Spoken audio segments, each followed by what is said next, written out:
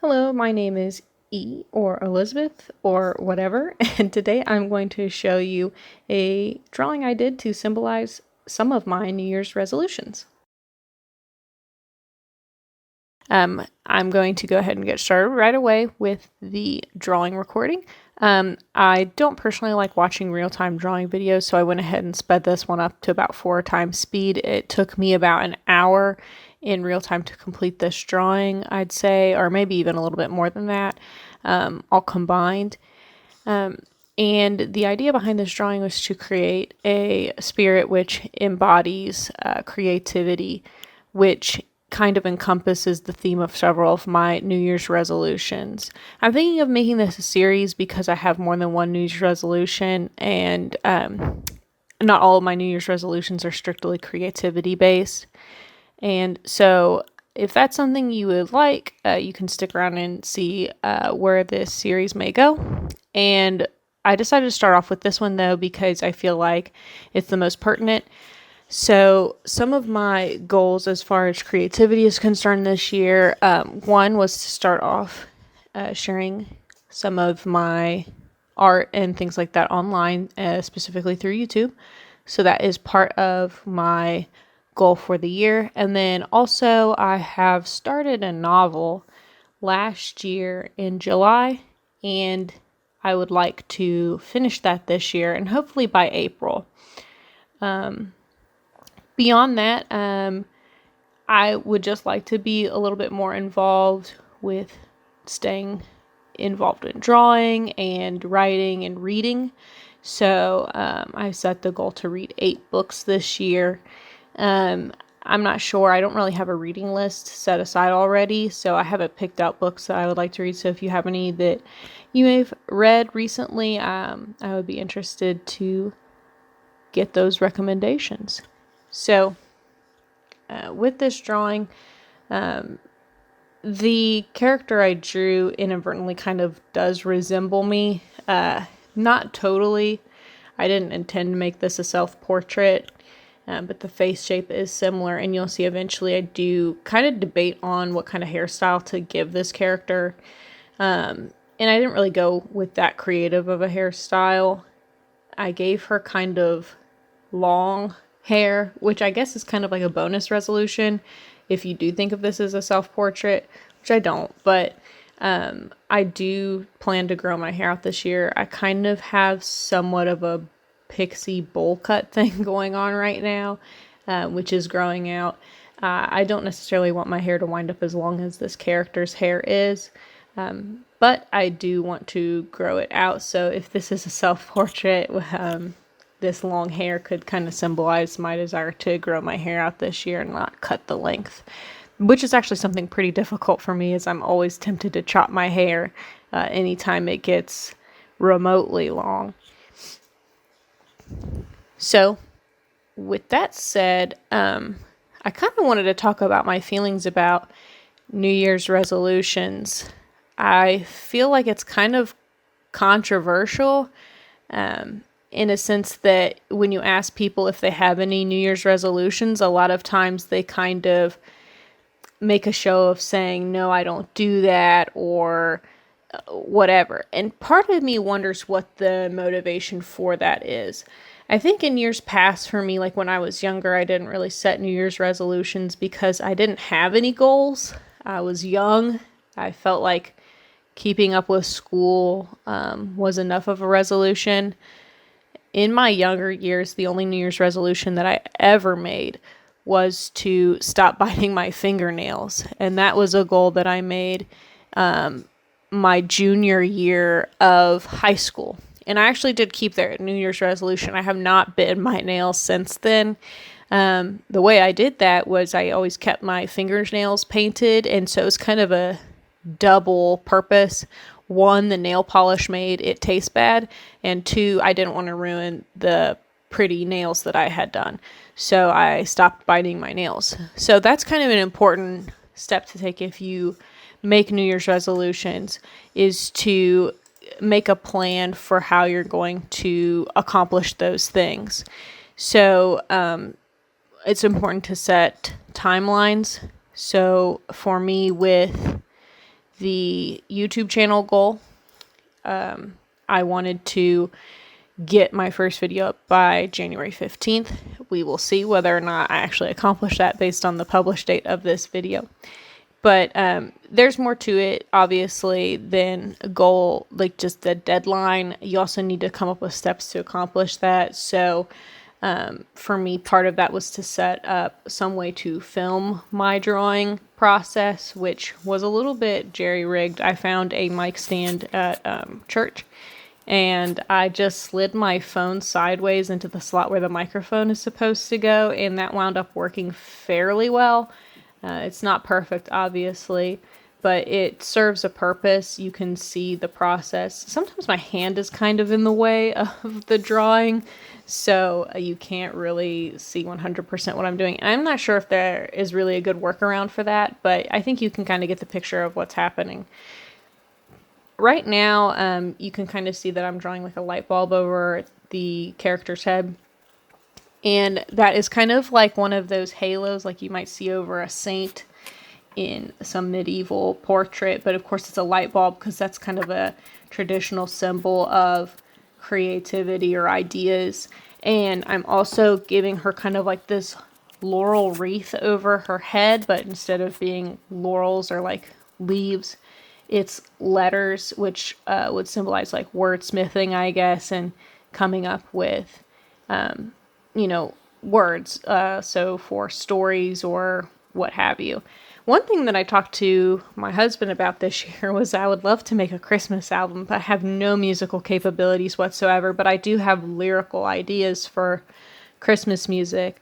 I always feel really down after the Christmas season has come to a close, and I especially don't like listening to Christmas music afterwards because it really bums me out, especially songs about Santa Claus coming to town and stuff like that, because I'm like, he already came and went, so what's the point of listening to songs about him coming?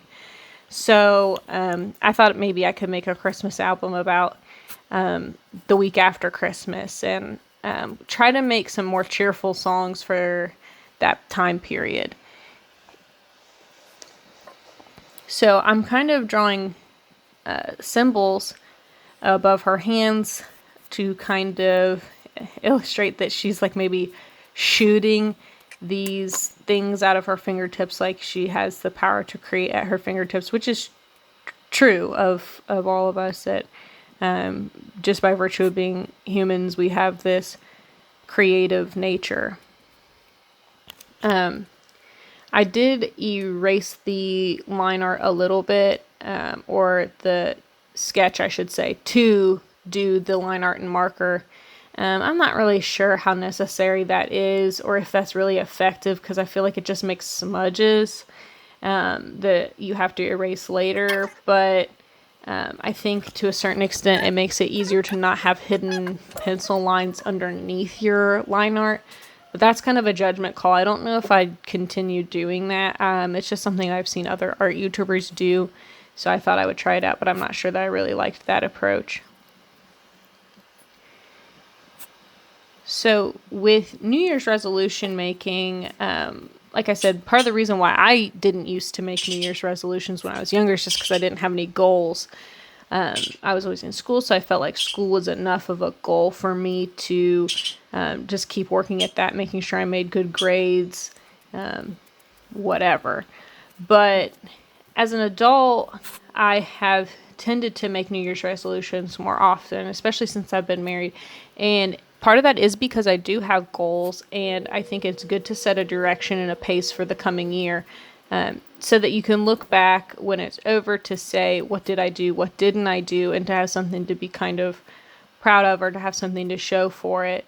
Not that there's anything magical about the clock ticking down and, the new year starting. You can decide to set goals and make resolutions at any time in your life.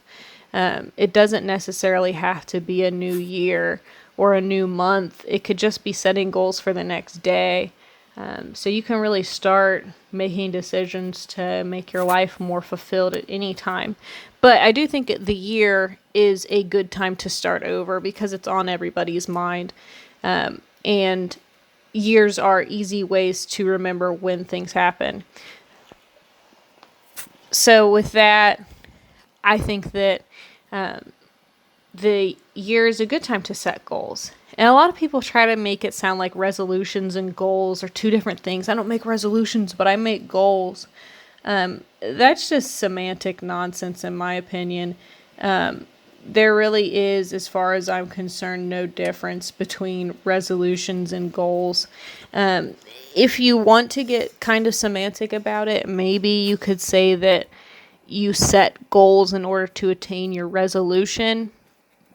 But I'm not really sure if that's true. I'm going to look up the word resolution and see. It just says a firm decision to do or not to do something.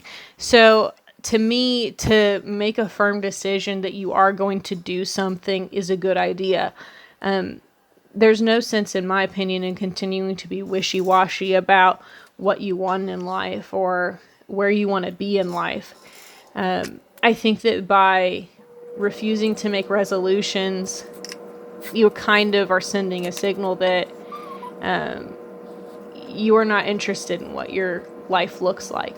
Now, I know that's probably not a conscious decision or a conscious reason to not set resolutions, but it's something to consider.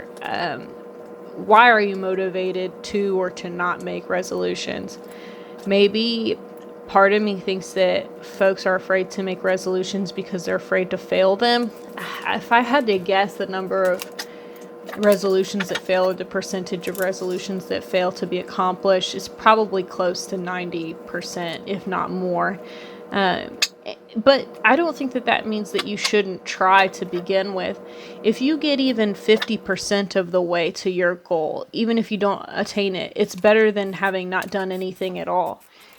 Setting a goal, even if your goal, let's say, is to read 8 books in the year like mine is, and you only read 4, that's still 4 more books that you've read that you maybe wouldn't have otherwise. If your goal is to save $5,000 over the course of the year, for example, and you only managed to save $1,000, that's still $1,000 more than you would have managed to save otherwise. So I think that resolving to do things, even if you don't succeed 100%, is still worthwhile. There's no reason in my mind to hold off on making resolutions for fear of failing. I mean, and honestly, that's the only reason I can really come up with for not doing it, other than just not having any goals or having any ideas of what you want to do. If you're in the position where you really don't know what you want to do for an upcoming year or for the next chapter of your life, then maybe that could be your resolution, is try to come up with a vision for where you want to see yourself. Maybe you're totally content with where you are. Maybe your goal is to just fine-tune certain things about your current living situation so you love your job. Maybe your goal is to get a raise this year, or get recognition at your job, or find some new way to innovate at your job.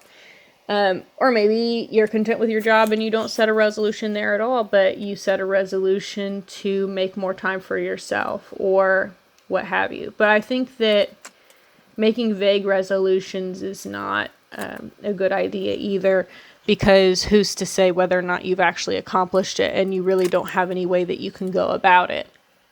So I think that setting resolutions is good, but it has to be something specific and something attainable. So all resolutions, in my mind, should be something that you can check off, basically, to say whether you have done it or whether you haven't done it, or whether you've made steps toward that or whether you haven't. So I think that the resolutions I've set for myself are attainable, and I think that they're challenging.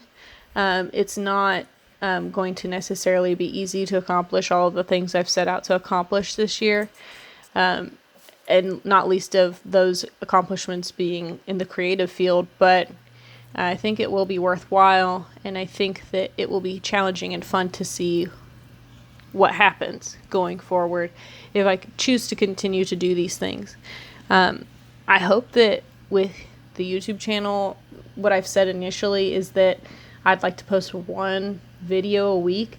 So far with this video that I'm working on currently, the one that you're watching, it was challenging, and there definitely was a learning curve. For one, making the filming setup, two, for editing the video, learning how to trim it, and certainly my editing skills are nowhere near mastery or even close to that. I don't have any real skills in editing, so that's something that maybe I'll be able to learn and hone over the year. And if not, that's okay. My goal was just to start the channel and to put out videos. Whether or not I become better at editing this year is maybe not on the list. Maybe that'll be something, if I do enjoy what I've been doing, to try and hone next year. So where we are in the drawing, I've kind of drawn her with this kind of goddess-like outfit. She has a strapless white dress, which in real life I would never wear, so that definitely is one thing that indicates this is really not a self-portrait. But I decided to give her this like sheer jacket, flowy vest thing to wear over the white dress, and I think that it's kind of effective. It's pretty effective. The way that I've tried to do the skin tone underneath it to look like the material is see-through, like meshy material. At first it kind of looked like a cardigan, which was not the look I was going for, but the color choice and fixing the collar to be more ruffled, I think, has made it look less like a wool or like a knit cardigan and more like a sheer material. So I'm kind of giving her a glow around her head for the light bulb, further pushing that kind of halo effect. The markers that I'm using, well, they're really not markers. They're called brush pens. They're from the brand Arteza. I got these for Christmas this year, and this was my first time using them. In general, I say I was pretty happy with how the look of these markers was. I think that it looked really cute and kind of had a watercolor effect, which I normally like doing watercolor a lot. Doing watercolor, I like the kind of softness it gives, and that, you know, it's not really super digital looking. It's not super graphic. It's kind of flowy. I don't know. It's not perfect looking. Each stroke is a little different. The way that the water interacts with the paper is not always going to be the same. There are certainly people who are better at it than I am, who do have a more professional look with it and more defined, but I don't necessarily think one way is better than the other. I like the way this is just fine. And the great thing about these brush pens is that you can use them with water. You can actually dip the pen in the water. That's the way it's supposed to be done. And